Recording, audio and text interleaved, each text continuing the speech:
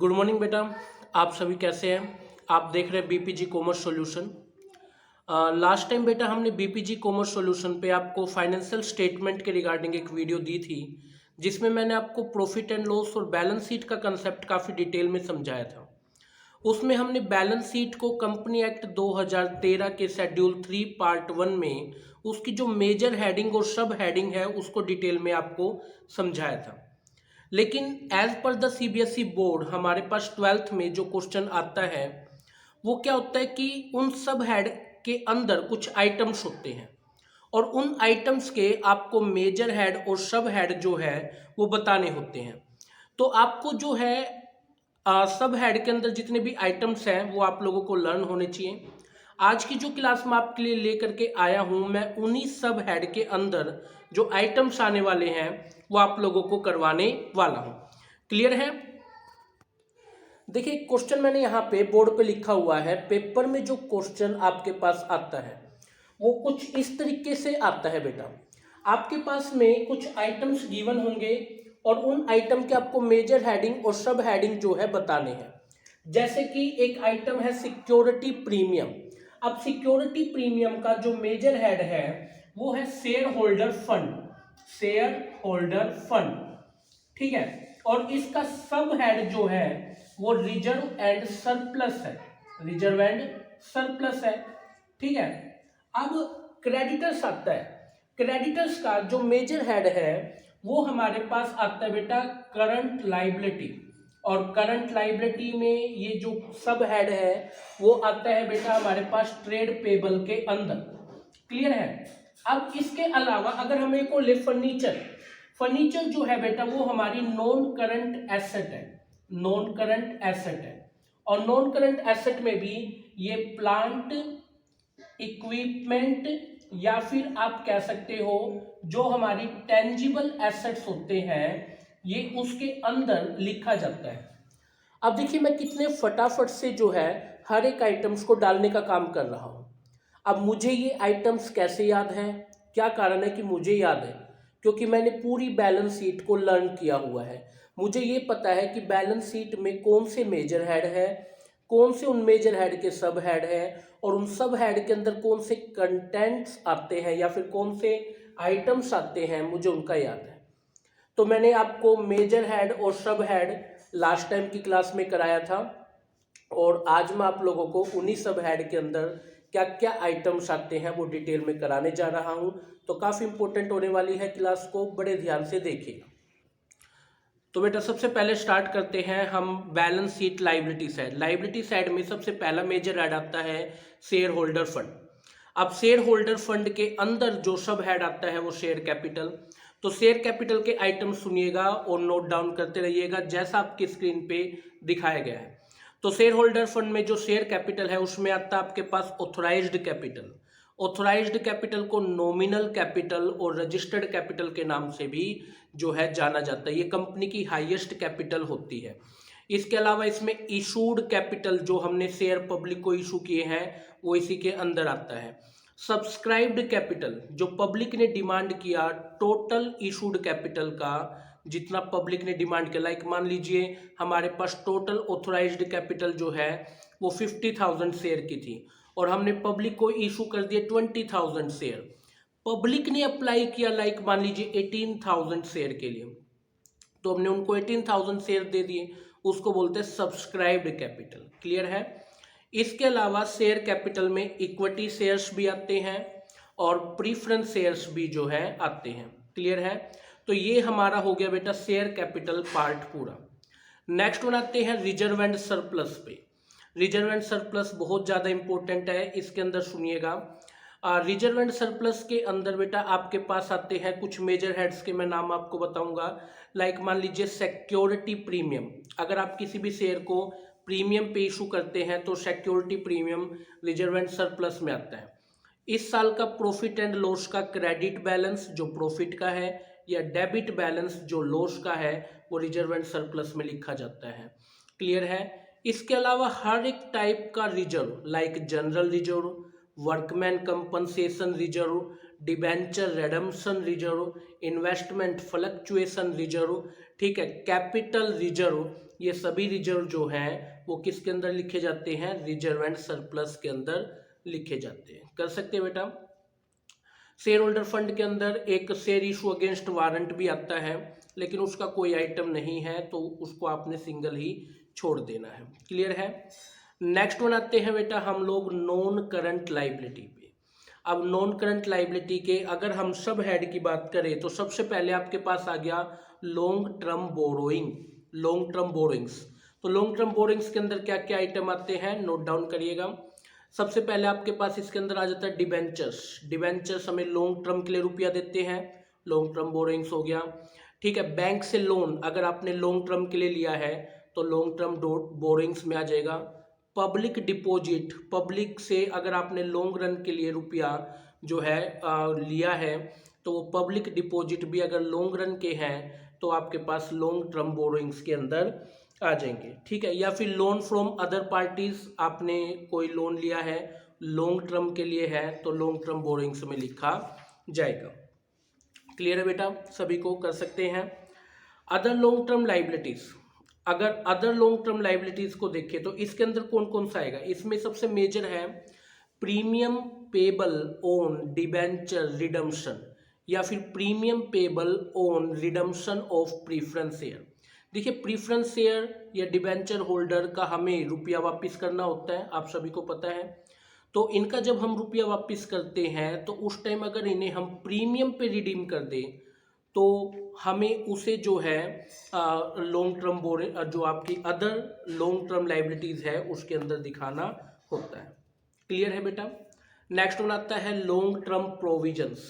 तो long term provisions के एक सब हेड है, उसके अंदर कौन कौन से आइटम्स आते हैं। इसमें लॉन्ग टर्म्स के प्रोविजंस आते हैं। प्रोविजंस क्या होता है, स्पेशल पर्पस के लिए अगर आपने कोई रुपया बचा के रखा है तो उसे लॉन्ग टर्म प्रोविजंस बोलते हैं। या फिर आपके पास में लॉन्ग टर्म प्रोविडेंट फंड हो गए जो आपने अपने एम्प्लॉयज़ के वेलफेयर के लिए रखे हो सकते हैं। या फिर प्रोविजन फॉर वारंटीज़ हो गया, कल को आपको अपना सामान जो आपने बेचा है उस पर आपने एम्प्लॉयज़ कस्टमर्स को कोई वारंटी दिया है तो उन क्लेम्स को पूरा करने के लिए आपने प्रोविजंस बनाए हों, तो ये आपके पास में लॉन्ग टर्म प्रोविजंस के अंदर आते हैं। क्लियर है बेटा, कर सकते हो। नेक्स्ट आते हैं हम करंट लाइबिलिटीज़ पे। अब देखिए करंट लाइबिलिटीज़ के अंदर सबसे पहले आता है short term borrowings. Short term borrowings एक सब हेड है। सब हेड के अंदर कौन से आइटम्स आते हैं, पहला है बैंक ओवरड्राफ्ट।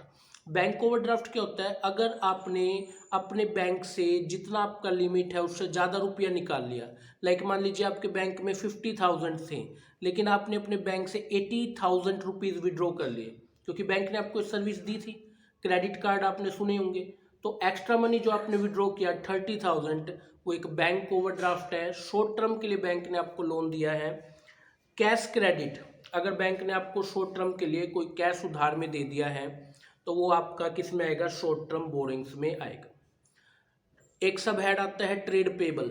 ट्रेड पेबल जो सब हेड है उसके अंदर कौन सा आइटम आता है, दो आइटम आता है, एक क्रेडिटर और एक बिल्स पेबल।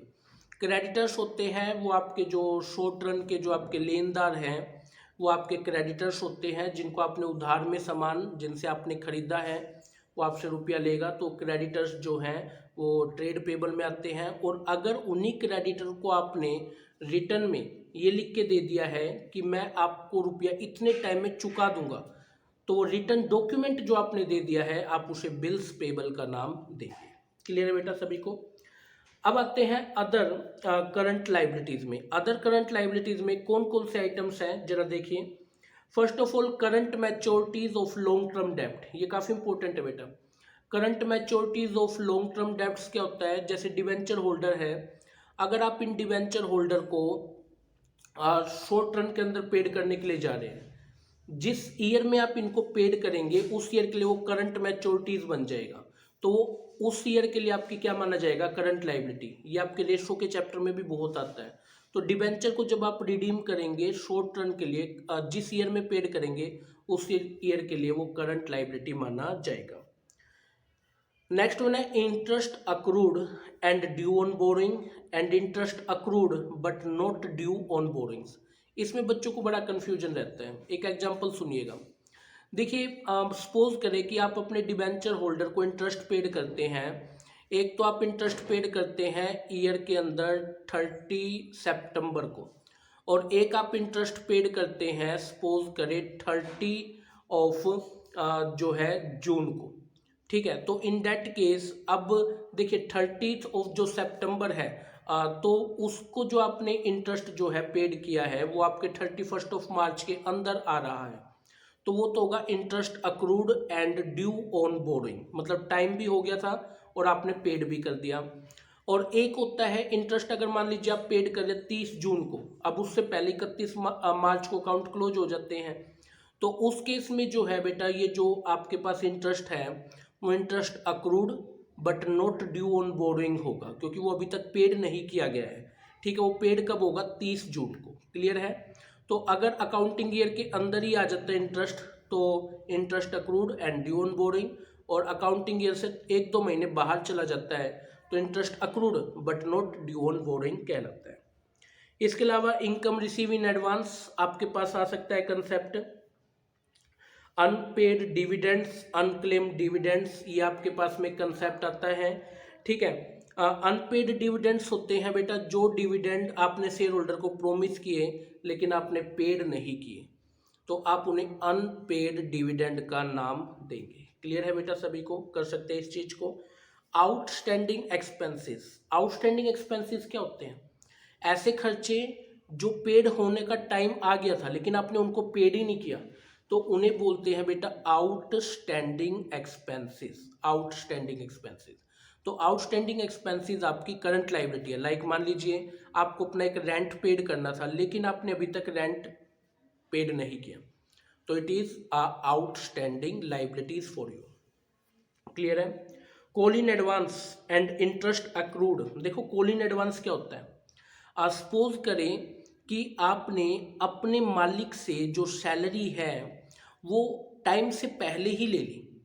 लाइक मान लीजिए आपने क्या किया कि दिसंबर मंथ की सैलरी नवंबर मंथ में ही एडवांस में ले लिया, तो अब बेटा वो आपके लिए क्या बन गया? वो आपके लिए एक तरह की करंट लायबिलिटी बन गया, क्योंकि आपने एडवांस में रुपया ले लिया है, अब आपको उसके लिए काम करके देना होगा। तो कॉल्स इन एडवांस किस में आएगा? अदर करंट लायबिलिटीज में आएगा, इस चीज को याद रखिएगा। नेक्स्ट और आज का लास्ट है short term provisions. Short term provisions क्या होते हैं? शॉर्ट टर्म प्रोविजंस होते हैं बेटा शॉर्ट रन के लिए जो है आपने प्रोविजंस क्रिएट किए हो तो उन्हें शॉर्ट टर्म प्रोविजंस बोलते हैं। प्रोविजंस सबसे पहले तो आपको यही पता होना चाहिए प्रोविजंस क्या होते हैं। अब जब भी किसी स्पेसिफिक पर्पज के लिए आप कोई सेविंग करके रखते हैं उन्हें प्रोविजंस बोलते हैं। इसके अंदर कौन से आइटम आते हैं? लाइक प्रोविजन फॉर डाउटफुल डेब्ट। डाउटफुल डेब्ट क्या होते हैं? कुछ ऐसे डेटर जिन पे आपको डाउट है कि वो आपका रुपया देंगे भी या नहीं देंगे, तो इनके लिए आप कुछ प्रोविजंस बना के रख देते हैं, तो ये प्रोविजन फॉर डाउटफुल डेब्ट एक आपका शॉर्ट टर्म प्रोविजंस हो सकता है।